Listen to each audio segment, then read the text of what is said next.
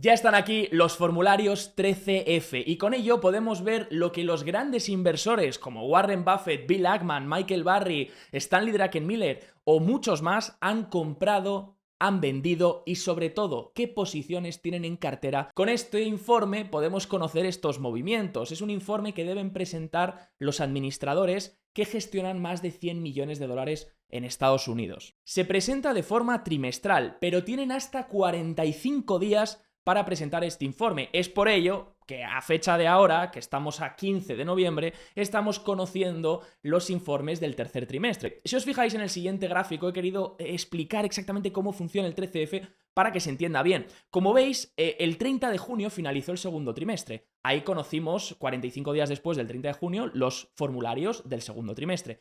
Ahora ha finalizado el tercer trimestre ya, el 30 de septiembre, y estamos conociendo ahora esos formularios del tercer trimestre. Es decir, las posiciones que nos van a salir en cartera son todas a cierre del día 30 de septiembre. Lo que ha ocurrido del 30 de septiembre al 15 de noviembre no sabemos qué ha pasado. No sabemos si ha cambiado la cartera, si han comprado más, han vendido.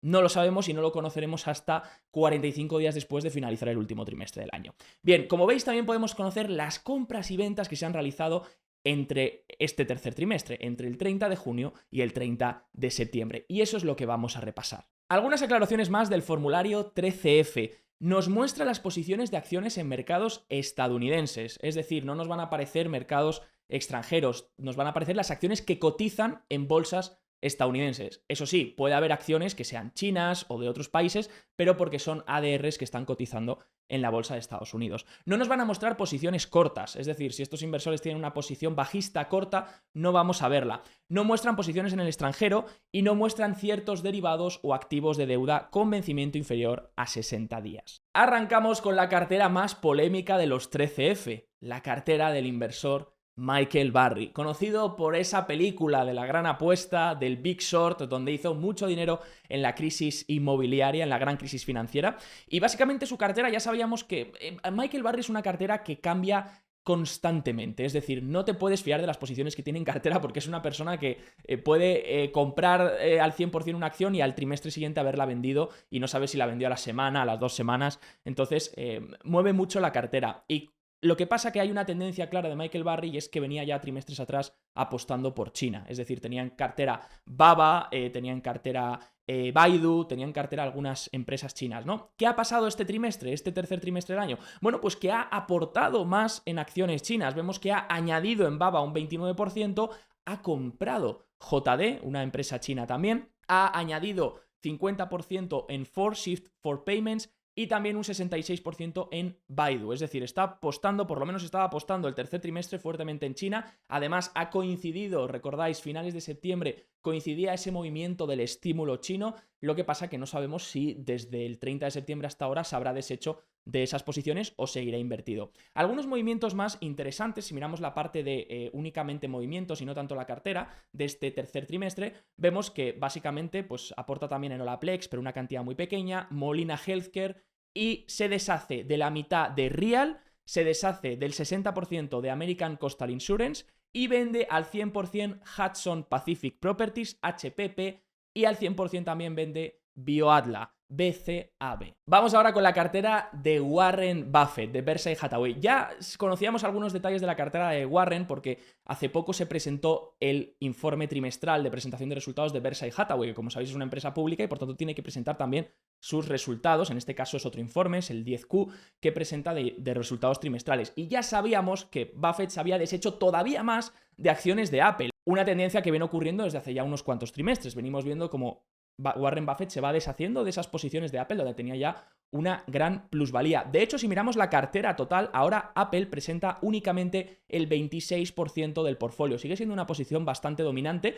pero es mucho menos del 40 y pico por ciento que tenía hace unos cuantos trimestres. American Express representa un 15%, Bank of America, en la cual también ha reducido un 22% de la posición, que ya lo sabíamos con esos informes de Berkshire, pues se queda en un porcentaje del 11,88%, y vemos otras reducciones. Si nos vamos exactamente a los movimientos, únicamente movimientos del Q3, y quitamos la cartera y vemos los movimientos del Q3, vemos que en posiciones de compra nuevas añade Domino's Pizza, un 0,21% de la cartera en Domino's Pizza, Y Pool, la empresa creo de piscinas, Pool Corp, compra 400.000 acciones, que es un 0,06% de su cartera. No es una posición muy significativa, pero bueno, en Domino's parece que añade un poco más, un 0,21.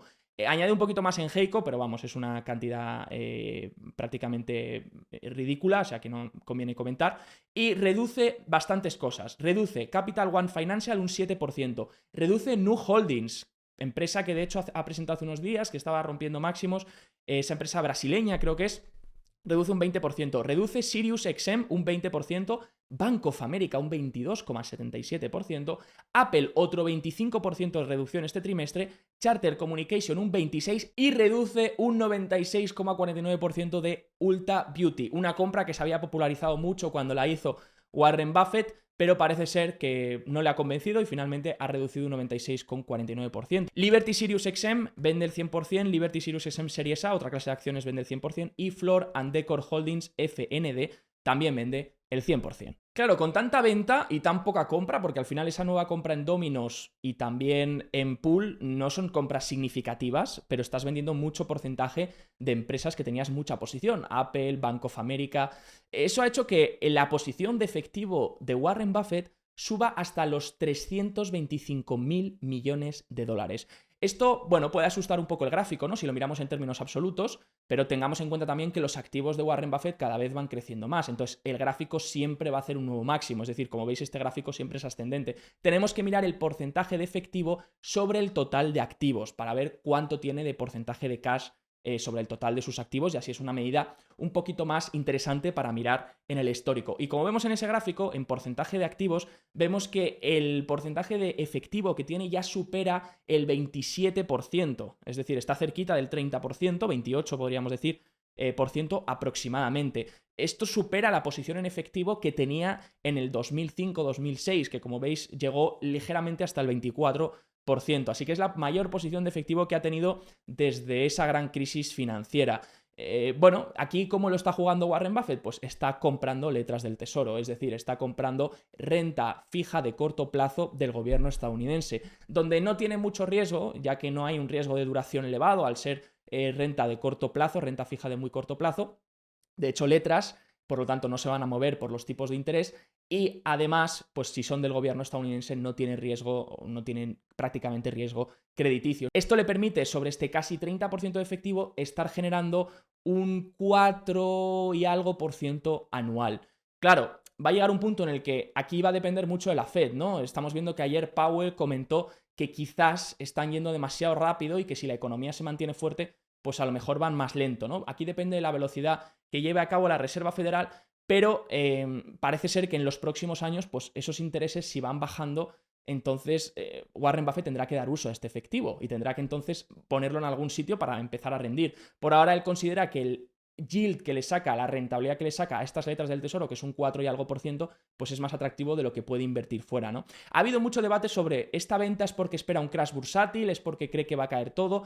Bueno, puede ser por varias razones, la verdad que nadie está en la mente de Warren Buffett, pero también creo que hay una razón esencial que comentó en su última reunión de inversores, que es el tema de los impuestos sobre ganancias de capital. Recordemos que Warren Buffett llevaba acumulada una gran plusvalía en Apple y una forma de reducir el riesgo de cara a... Él no sabía el impacto de las elecciones, no sabía quién iba a ganar las elecciones, y una forma de reducir el riesgo a lo mejor era reducir esa plusvalía en Apple por si acaso había cambios fiscales que eso no le afecte en toda la plusvalía que tenga acumulada a él y a sus inversores. Entonces, parece ser una decisión también de cara a reducir riesgo, pero obviamente este porcentaje efectivo pues empieza a asustar. Luego vimos también cómo, bueno, prácticamente las acciones de Apple, como estáis viendo en el gráfico, viene reduciéndolas desde prácticamente enero de 2024, ¿no? Estamos viendo que representaba, como os decía antes, casi el 50% de la cartera y ahora representa poco más del, hemos dicho, del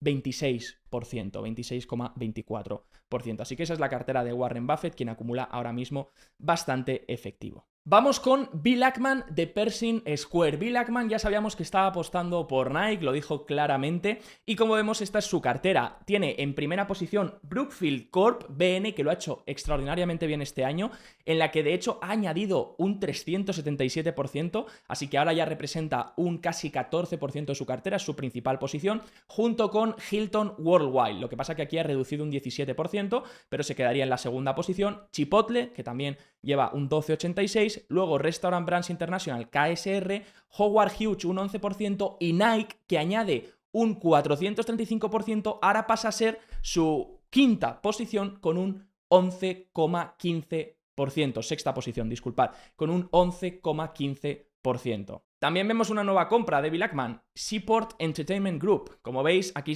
quedaría el informe de los movimientos de todo el Q3 y vemos compras pues de Nike, donde añade 13 millones de acciones, un 9% más de la cartera. Brookfield, que añade 25 millones de acciones, un 10% de la cartera. Y Seaport Entertainment, que compra, pero no es una compra tan grande, 0,44% del portfolio. Vende Canadian Pacific Kansas, pero muy poquito, parece que está rebalanceando únicamente, igual que con Restaurant Brands International, porque solo ha vendido un 0,06 de la cartera y 0,08 son mínimas reducciones, así que no lo tendría en cuenta. Y luego sí que hay una venta más significativa de Hilton Worldwide Holdings, donde a pesar de que sigue siendo su segunda posición, ha vendido 1,5 millones de acciones, es decir, ha reducido un 2,83% de la cartera. David Tepper de Appaloosa Management, quien había salido en CNBC el 26 de septiembre, que no suele aparecer en CNBC, pues apareció para dar una entrevista sobre el estímulo chino. Y recordáis que David Tepper dijo que se estaba saltando sus medidas de riesgo y que estaba invirtiendo mucho más y comprando mucho más en China. Bueno, una cosa es lo que dices, esto fue el 26 de septiembre, ahora el informe que conocemos es de posiciones a día 30 de septiembre, entonces una cosa es lo que dices, otra lo que haces. ¿Realmente estás cumpliendo tu palabra? Vamos a ver, aquí tenemos la cartera de Appaloosa a 30 de septiembre, como podéis ver en la pantalla, y como vemos, pues de Baba, que representaba una gran cantidad de su portfolio y era su primera posición, ha reducido durante este trimestre, reduce un 4,76%, parece que ha rebalanceado y lo ha metido a otras posiciones chinas porque vemos que durante el trimestre compró Pinduoduo, añadió más Pinduoduo, un 173%, que ahora pasa a ser su segunda posición, y añadió también JD, que pasa a ser su 1, 2, 3, 4, 5, 6, séptima posición, hay un 69%, ahora tiene casi un 5% de JD. Redujo un poco un 15% en el ETF de FXI, de iShares China, y redujo un poco también de Baidu y de CSI China Inter. Entonces parece ser que, bueno, que ha ido reduciendo un poquito su posición en China, pero comprando un poco y redistribuyendo a otras posiciones, parece. Si nos fijamos únicamente en la actividad, tenemos aquí todas las compras y ventas, entonces, bueno, pues Pinduoduo, que pasa a ser su primera posición, añadiendo un 6% de la cartera. También compró Lyft, que es la competencia, como sabéis, de Uber, esta ya es estadounidense, 1,47, JD añadió más, Holdings añadió, Vistra Corp compró nueva, NR Energy compró nueva, Las Vegas Sands compró nueva y Wynn Resorts compró nueva. Entendemos que este movimiento de resorts, que están muy ligados también al estímulo chino, compró con ese propósito, ¿no? Redujo posición en muchas acciones, como veis aquí tenéis todas por si queréis verlas, y vendió al completo United Parcel Service, Boeing y Macy's. Así que bueno, vemos un David Tepper que sí, que parece ser que sigue apostando por China. Veremos a ver si no ha vendido de aquí a la fecha actual, porque esto es 30 de septiembre, recordar, igual que Michael Burry. Veremos si no ha vendido ya esas posiciones. Y por último, Druckenmiller, quien, bueno, gestiona Duquesne Family y básicamente pues suele tener muchísimas posiciones en cartera. Entonces no vamos a verlas todas, pero quiero comentar las compras destacadas del trimestre. Os pongo una imagen de todas las compras que ha hecho este trimestre, que como veis son mogollón, pero bueno, vemos que son pequeños porcentajes del portfolio, ¿no? 0,30, 0,26, 0,70.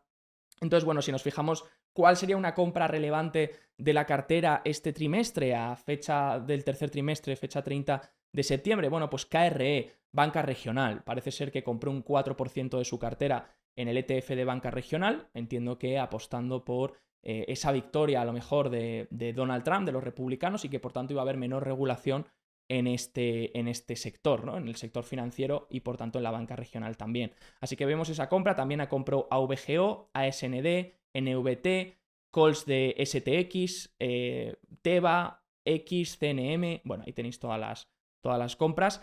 En aportaciones añade más a NTRA, de salud, a Coupang, CPNG, a WWD, a PM, Philip Morris, a Meli, a FCX, a DFS, a DACT, a WAP, a BMA y a Wolf. Esas son las posiciones que añade, pero sobre todo donde vemos un aporte importante es a NTRA, donde cambia la cartera de un 7,33% de peso a un 15% de peso en esta posición. ¿Y qué es lo que está vendiendo Stanley Druckenmiller del 30 de junio al 30 de septiembre? ¿Qué es lo que vendió?